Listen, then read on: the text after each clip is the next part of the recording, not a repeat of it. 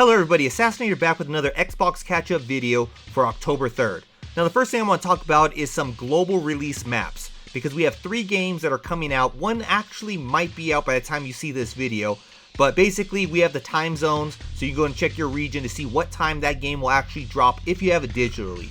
So the first game that we're going to talk about is Forza Motorsport. Now for me, it's going to release on October 4th at 9:01 p.m. So I'm going to be playing that tomorrow. Now I wanted to point something out that you might not know, because if you did download or preload the game, it did get a day 1 update that is 1.26 gigabytes. Now you can update the game right now, and I highly recommend you doing it if you want to play it as soon as you can. Now the next game is Assassin's Creed Mirage, another game that I plan on playing. Now for me, that game comes out on October 5th at 12:01 a.m. So basically midnight, that early morning or late night depending on if you stay up late or wake up early. Now because of the time that it drops, I won't be playing it that minute that it actually starts. I'm going to be waiting until after work because, you know, I got some adult responsibilities. And then last but not least is Warhammer 4000 Dark Tide.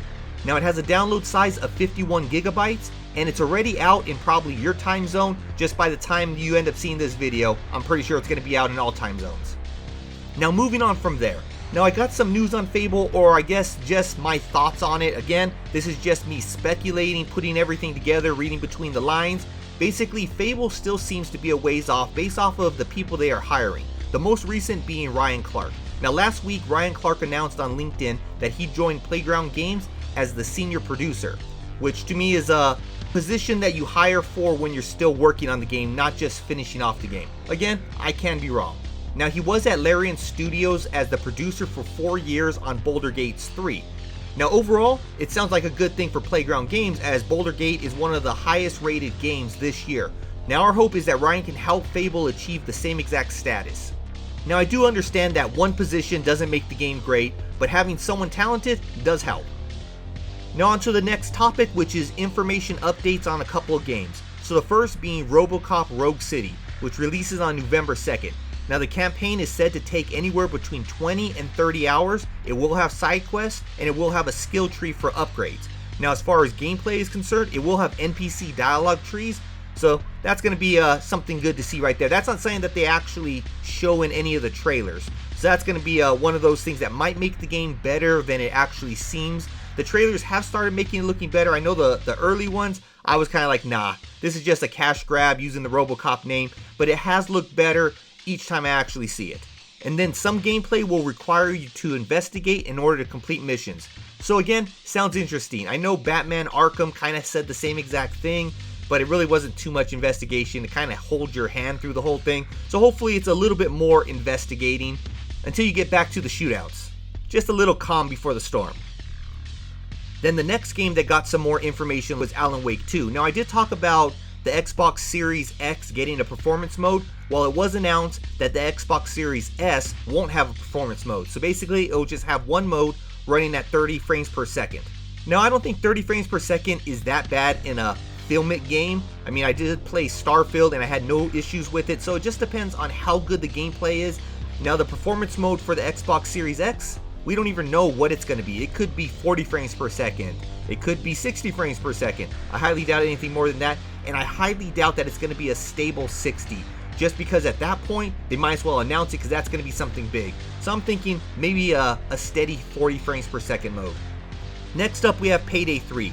It was announced that it had 3.1 million players in September, and that's despite all the issues that it had when it did launch. I know it had some server issues. A lot of people moved away from the game because of that.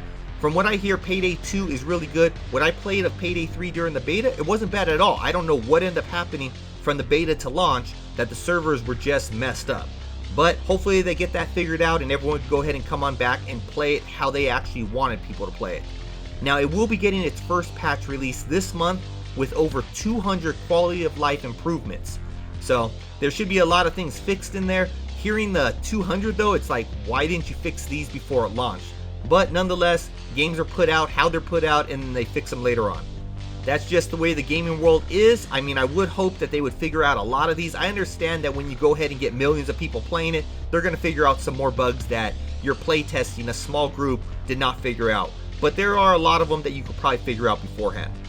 Now, the PayDay 3 account did post an image of the Year One's roadmap.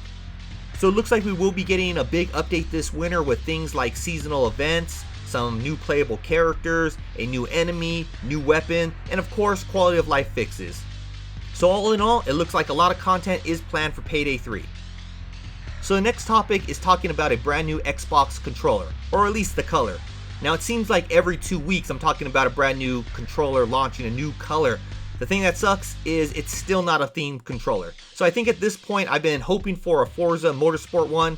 Well, I don't think they're going to be announcing a Forza Motorsport one along with this one. So therefore I'm going to give up my dreams of actually getting a Forza Motorsport one and probably put it towards, hopefully we get a Hellblade 2, because I feel Hellblade 2 will probably be the next first party Xbox game releasing. So the color that is launching is a fan favorite shadow color. So they did have a shadow series with the Xbox One generation, and they had quite a few colors that ended up coming out there. So the very first color in the Xbox Series generation of the shadows will be Gold Shadow. Now it's going to have an MSRP of $69.99. It will be releasing on October 17th. Now this is probably just the very first shadow color, and I foresee them actually coming out with more colors, more different colors, probably some repeat colors. So we're probably going to get a blue variant, a red, a pink, or purple. So we're probably going to see those type of colors pop up as shadow colors in the future. Now let me know in the comments below, what shadow color do you hope that they end up coming out with next, or do you hope it's a themed controller, and if so, what game theme? Now the last section will be talking about what's coming to Game Pass and what's leaving Game Pass.